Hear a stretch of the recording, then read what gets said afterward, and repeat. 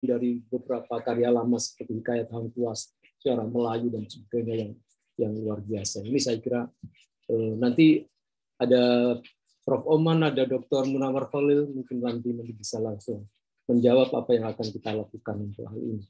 Baik, berikutnya saya persilakan Ibu Sakti Mulya. Buni. Ya, matur nuwun, terima kasih Pak Debyo. Ya, izin saya untuk menayangkan ya. Setelah tadi dari Palembang, kemudian dari ada Uda Suryadi ya. Sekarang mari kita ke Pakualaman. Apakah gambar sudah bisa dilihat? Nah, jelas sudah sekali bisa, ya, Bu Sakti. Jelas ya. Oke, terima kasih. Ya, Hasanah Manuskrip Pura Pakualaman Yogyakarta. Ya. Nah, belum masuk ke bagaimana toh isinya, perlu kita ketahui bersama bahwa ini silsilah Paku Alam. Sekarang yang jumeneng atau yang bertahta itu Paku Alam ke-10, di mana dulu sekali ya, itu beliau ada, bahkan sampai sekarang ya, adalah keturunan dari Sultan atau Hamengkubuwono pertama. Kemudian turun ke ada dua putra, ada banyak putra, antara lain nanti menjadi Hamengkubuwono II dan yang satunya dari Selir menjadi Paku Alam I. Jadi antara Kesultanan dan Paku Alaman itu tetap terus bergandengan hingga kini. Diamati di sini ada Paku Alam pertama sampai yang sekarang ke yang jumeneng Paku Alam ke-10. Nah, inilah wujud perpustakaannya. Perpustakaan Pura Pakualaman itu namanya Widya Pustaka. Widya pengetahuan, pustaka kitab. Perpustakaan tempat menyimpan kitab atau manuskrip yang memuat pengetahuan. Ya, ini naskah-naskahnya. Yang pertama, larik pertama dan yang kiri dan kanan itu yang sudah diberi sampul pelindung ya, naskah-naskahnya sudah diberi sampul pelindung. Sementara di larik kedua itu ada buku-buku yang berdiri, itu buku dulu zaman kami belum populer menggunakan laptop dan sebagainya, masih ditulis tangan. Isinya alih aksara. Kalau sekarang semuanya sudah tercetak. Ya. Lalu ini penanganan manuskrip. Pada masa Paku Alam pertama hingga keempat itu penciptaan teks dan mutrani. Ya, yang selanjutnya Paku Alam 5 sampai dengan ke-7 itu juga mutrani itu menyalin dari aksara Jawa ke aksara Jawa persis seperti aslinya. Nah, tapi maaf, ini ada suara yang ramai. Dari mana ya? Yes. Ya. Mutrani ini juga cukup unik di Pakualaman. Ada naskah yang namanya Bharatayuddha, ya, naskah Bharatayuddha ditulis pada zaman Paku Alam kedua. Nah, dan pada Paku Alam ke-5 itu tulisannya disalin persis dengan yang di Paku Alam kedua. Tetapi ternyata ada beberapa gambar yang berbeda yang bisa menunjukkan bahwa pada zaman Paku Alam 2 itu lebih kaya secara materi, kemudian Paku Alam 5 itu lebih prihatin, terbukti dengan sajian makanan ketika ada acara Kresna Duta antara Kurawa dan Pandawa bersama-sama makan bersama, itu terlihat sekali bahwa pada zaman Paku Alam 2 lebih mewah, kemudian Paku Alam 5 lebih sederhana. itu gambarnya. Padahal teksnya berbunyi sama. Juga pada ketika tentang perempuan, pada zaman Paku Alam 5 ada kebebasan perempuan boleh dilihat ketika digambarkan dengan Sri Kandi dan Sumbadra itu di dalam kereta. Kalau di kereta pada Paku Alam 5 gambarnya tirainya itu terbuka, sementara di Paku Alam 2 tidak terlihat. Di sini menjadi penelitian juga bersama Pak Tebio ya waktu itu. Nah, kemudian pada zaman Paku Alam ke-8 itu alih aksara dari aksara Jawa ke aksara Latin. Pada masa Paku Alam ke-9 alih aksara Jawa ke aksara Latin, kemudian alih bahasa Jawa ke bahasa Indonesia. Nah, ini pada masa Paku Alam ke-10 mulai dari 2016 itu Kanjeng Gusti Paku Alam ke-10 dawuh kepada kami para abdi yang di perpustakaan, selain melakukan alih aksara juga alih bahasa dari bahasa, kalau pada masa sebelumnya itu hanya 2 bahasa, bahasa Jawa dan bahasa Indonesia. Di periode Kanjeng Gusti Paku Alam ke-10 ini juga dengan bahasa Inggris, antara lain di buku yang ditulis oleh beliau ya Astobroto ya. Kemudian juga pada masa Paku Alam 10 ini ada alih wahana digitalisasi dalam bentuk digitalisasi juga dalam bentuk batik. Kemarin ini tidak saya tayangkan karena selalu nanti tidak bosen ya yang mengikuti acara ini, karena selalu yang ditampilkan iluminasi, kemudian batik, maka kali ini tidak ya. Hanya saya sebutkan saja ada yang disebut di Paku Alaman itu batik naskah karena sumbernya dari teks-teks naskah dan iluminasinya. Kemudian juga ada transformasi isi naskah ke seni pertunjukan. Nanti akan kami ceritakan juga. Pertunjukannya selain pertunjukan fragmen-fragmentari, juga dari hasil naskah ini ke pertunjukan wayang kulit. Nanti kita lihat ya. Dan selain itu ada pengkajian. Di sini wujudnya nanti buku-buku terbitan yang diterbitkan oleh Perpustakaan Puro Paku Alaman, entah nanti bekerja sama dengan instansi lain atau kadang juga Paku Alaman saja. Ya, setelah dari ini kemudian kita mau melihat realisasinya yang dilakukan di Paku Alaman seperti ini, ya, dilakukan oleh teman kami ya. Proses digitalisasi ini belum semuanya karena baru dari 251 naskah itu pada tahun ini baru difoto sebanyak 94 naskah. Jadi masih 157 yang belum difoto. Dan dari 157 itu yang 7 manuskrip memang tidak bisa difoto karena kondisinya rusak parah. Dan yang lucunya, bukan lucu sih ya, yang rusak itu justru yang naskah-naskah sekitar 18.9 sekian, 18.6 sekian. Kalau pada masa Paku Alam kedua, itu kondisinya masih bagus karena kualitas kertasnya juga lebih bagus daripada masa Paku Alam yang setelah Paku Alam kedua. Jadi setelah 1858 itu kualitas kertasnya sudah tidak bagus. Untunglah ini ada usaha digitalisasi. Tentu saja kami waktu pertama kali akan melakukan itu juga tolong Kang Mumu ya, seperti itu ya.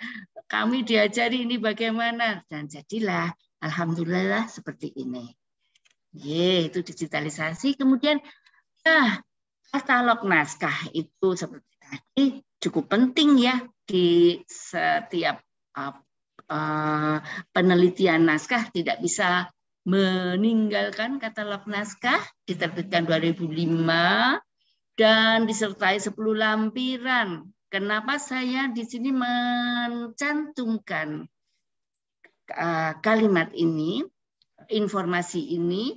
Karena dari katalognya saja kita bisa melakukan penelitian. Itu jika katalognya komplit ya, ada lampiran-lampirannya. Dan saya tahu bahwa katalog perpustakaan ini masih belum sempurna, ya, masih bisa disempurnakan lagi. Ada banyak katalog yang sudah komplit, ini bisa dipakai sebagai penelitian. Nah, salah satu contoh Wedono Renggan, salah satu contoh keistimewaan naskah-naskah Pakualaman, manuskrip Pakualaman, adanya iluminasi di sini wujudnya Wedono Renggan dan ada namanya ya. Ini Wiloyo Kusmojono ya. Nah, bagian pinggir-pinggirnya itu namanya biasanya aja diberi nama ya. Kemudian teksnya di dalam itu menceritakan tentang Paku Alam pertama. Kemudian di situ juga ada pepadannya ya. Nah, gambar kecil ini penanda pupuh, pergantian pupuh juga dihiasi dengan gambar-gambar sehingga kita bisa segera melihat, oh ini pergantian pupuh, pupuh apa ini, dandang gula atau apapun dengan tanda-tanda khusus. Itulah katalog naskah juga diberi keterangan ada gambarnya atau tidak. Mari kita melihat kalau lampiran-lampiran ataupun apapun yang ada di dalam katalog bisa dijadikan penelitian sebagai contoh sebagai berikut. Nah, ini wujud katalognya. Ada kode koleksi BB31 itu nomor katalog yang baru, kemudian katalog lama 2277, kemudian halamannya 964. Kalau yang jilid 2 1000 sekian halaman. Hurufnya Jawa, terdiri dari 19 baris per halaman, aksara Jawa. Ya, kemudian ada isi teksnya. Dan di sini perlu kita lihat ada sengkalan. Nah, ini ya mungkin hal baru ini untuk yang Pak Sultan ya. Atau mungkin sebetulnya juga ada ya. Sengkalan-sengkalan ini kalau di Jawa itu ada kata-kata yang di dalamnya mengandung angka. Nah, di sini nanti mengandung angka. Dari sengkalan sudah diketahui juga ada daftar pupuhnya. Pupuh pertama dandang gula 27 bait. Lir Sarkoro. Ini juga menunjukkan Sarkoro itu dandang gula ya, untuk Sasmito tembang dandang gula. Kemudian yang bait pupuh kedua Sinom 27 Sang Anom itu menunjukkan bahwa pupuhnya Sinom. Kemudian yang dan seterusnya. Hal-hal kecil seperti ini bisa dijadikan penelitian bahwa memang teks-teks Pakualaman itu kadang-kadang, bukan kadang-kadang, sering Sasmito tembangnya atau penanda pemberitahuan penanda pupuhnya disebutkan di bagian awal bait. Ya. Okay. Lalu dari sini saya contohkan berdasarkan 60 manggala saat pembuka itu di naskah Scripturum Pakualaman yang mencantumkan beberapa informasi ya, itu diperoleh informasi ya tentang nama tembangnya apa, waktunya apa, waktu maksudnya siang, jam berapa, nama hari Senin, Selasa, Rebo, dan sebagainya, nama pasaran, Pon Wage Kliwon, tanggal penulisan, bulan penulisan, tahun, kemudian mangsa ketiga, mangsa kasongo, dan sebagainya, bukunya ada bermacam-macam, windu, dan sebagainya, biasanya ada dituliskan di bagian awal-awal teks. Ini sangat menguntungkan kita yang meneliti ya, tapi tidak semuanya ada. Nah, kalau yang tidak ada ya kita harus tentang penelitian kodikologis ya. Ya, contoh studi katalog lagi, diagram urutan studi pilihan tembang pembuka teks. Ini hanya berdasarkan katalog saja kita bisa mengetahui bahwa ternyata dari 65 naskah yang bertarikh itu menunjukkan bahwa Dandang Gulo menempati posisi pertama. Mengapa Dandang Gulo? Itu karena dimungkinkan bahwa inilah keistimewaannya juga ya, watak tembang Dandang Gulo yang luwes dan menyenangkan, yang biasanya dimuati ungkapan rasa syukur pada Tuhan, telah mendorong pencipta teks untuk menorehkan untaian kata yang penuh harap agar pesan yang hendak ditulisnya itu berhikmah. Jadi pilihan pertama pun itu mempengaruhi Dandang Gulo dan tidak pernah pocong, karena pocong baru hanya 1 kali.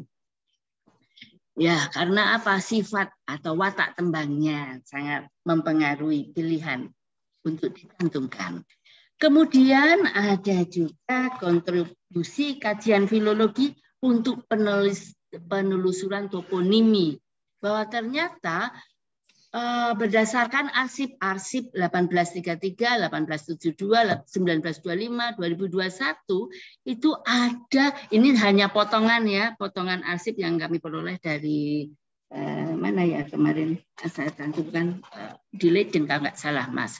Itu ada disebutkan tempat-tempat, misalnya di situ ada Notokusuman, kemudian Suryoningratan, Notoning Prangan, dan sebagainya. Itu siapa? Apa kaitannya dengan raja?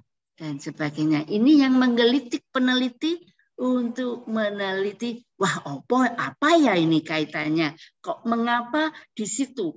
Apakah antara nama yang dipakai satu wilayah itu berkaitan erat dan perannya atau kedudukannya cukup penting di Pakualaman.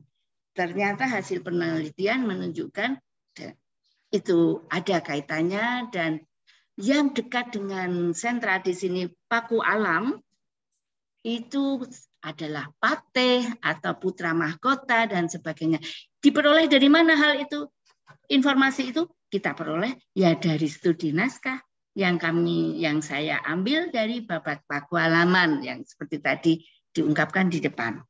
Ya, lain lagi, lanjutan kontribusi kajian filologi untuk seni pertunjukan wayang kancil. Ya, kisah kancil dalam naskah Sestro Ageng Adidarmo itu buku 66 sampai 80 itu mungkin dari Palembang atau Mas Uda Suryati juga pernah mendengar cerita kancil, atau mungkin Bapak Ibu Mas-mas semuanya ya. Kisah kancil dan macan, oke, kancilnya menang.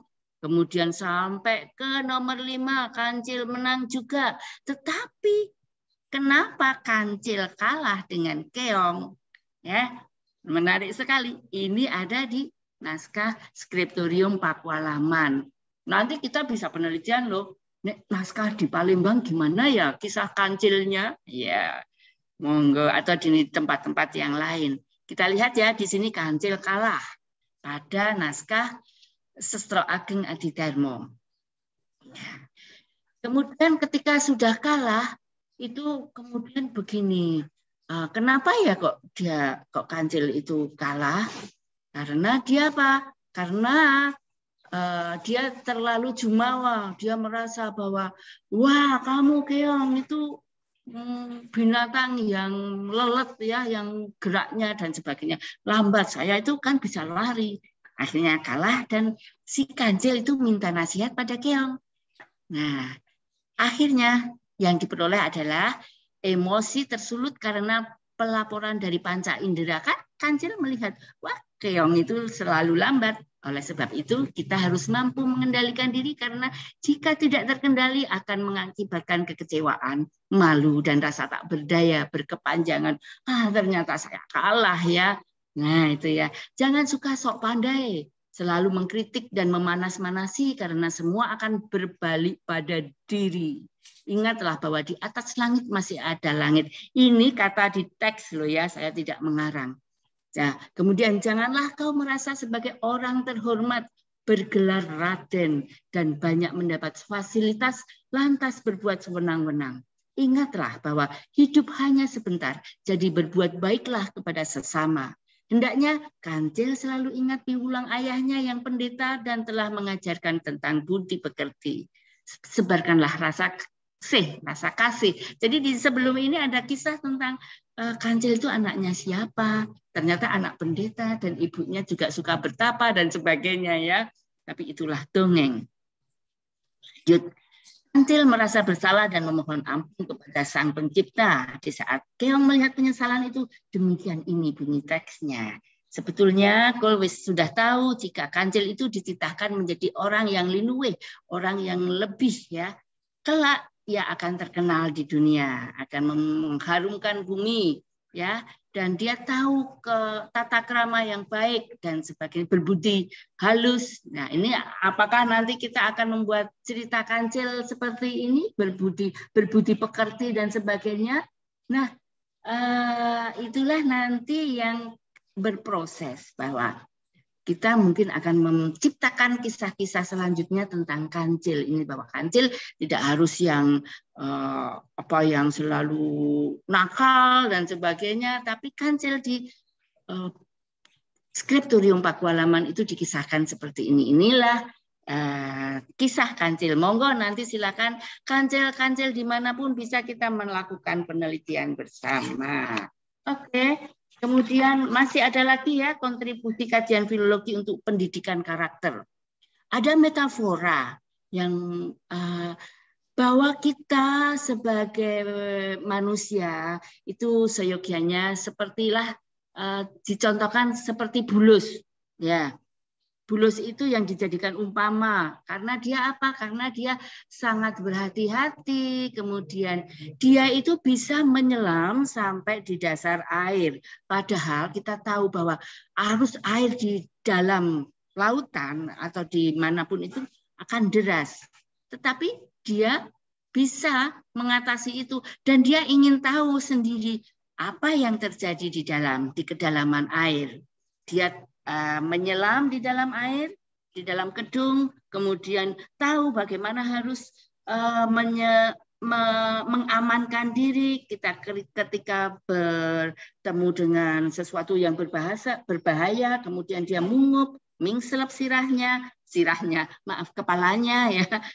Itu karena apa? Karena dia hati-hati dan di sini menunjukkan waspada. Mari kita semua selalu waspada dan berhati-hati seperti kata ya oleh Bujangga yang diumpamakan dengan sikap atau ciri-ciri bulus ini. Ya, selanjutnya yang terakhir ya, dan kita juga seperti wanita bagi yang laki-laki yang bukan berarti banci ya, tapi di sini wondene kang lir wanita.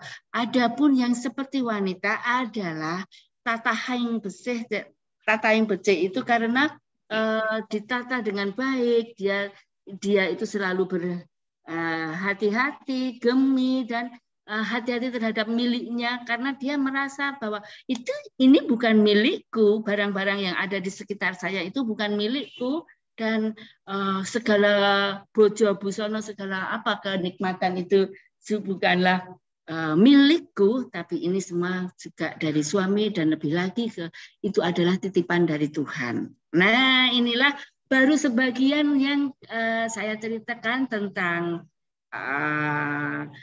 isi naskah di Puro Pakualaman dan juga bentuk fisik serta katalognya, juga perpustakaan serta usaha yang telah dilakukan oleh para Pakualam terdahulu dan Kanjeng Gusti Pakualam yang ke-10 yang telah begitu perhatian terhadap kemajuan kebudayaan dan beliau telah menganjurkan kepada kami untuk terus berkembang, terus belajar, terus maju. Demikian yang bisa saya sampaikan. Matur 20 menit. Baik, terima kasih Bu Sakti. Luar biasa, saya kira ini isi khazanah naskah Pakualaman. Kebanyakan berupa ajaran didaktis tadi, kebetulan saja yang ditampilkan adalah naskah-naskah yang berisi ajaran didaktika.